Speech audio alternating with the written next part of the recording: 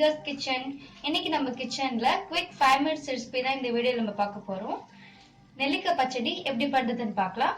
தேவையான பொருட்கள் நான் 10 நெல்லிக்காயை துருவி வச்சிருக்கேன்.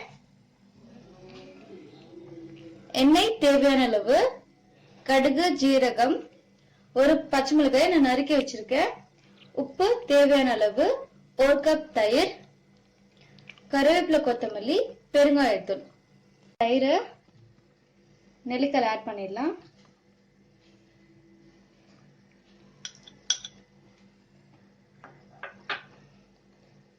உப்பு தேவையான அளவு. இது ஒரு வாட்டி நல்லா கலந்து விட்டுக்கோங்க. இதுல கொஞ்சமா கொத்தமல்லி தழை ஆட் பண்ணிக்கலாம். ஆட் பண்ணி ஒரு வாட்டி நல்லா கலந்து விட்டுக்கோங்க. கேஸ் ஆன் பண்ணிட்டு நான் ஒரு பேன் வச்சிருக்கேன். தேவையான அளவுக்கு எண்ணெய் ஆட் பண்ணிக்கலாம். எண்ணெய் சூடா இருந்ததும் கடுகு ஆட் பண்ணிக்கோங்க.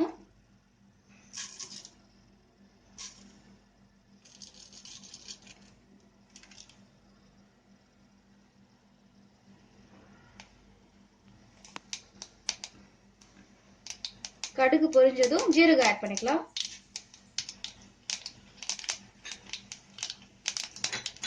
கொஞ்சம் கருவேப்பிலை,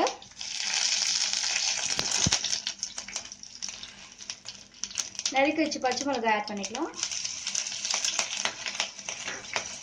கொஞ்சமா பெருங்காயத்தூள்.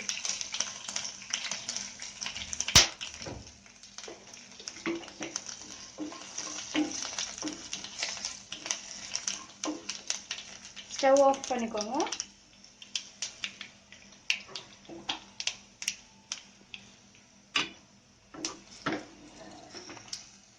இப்போ நம்ம தாளிச்சு வச்சிருக்கிறத பச்சடியில் ஆட் பண்ணிக்கலாம்.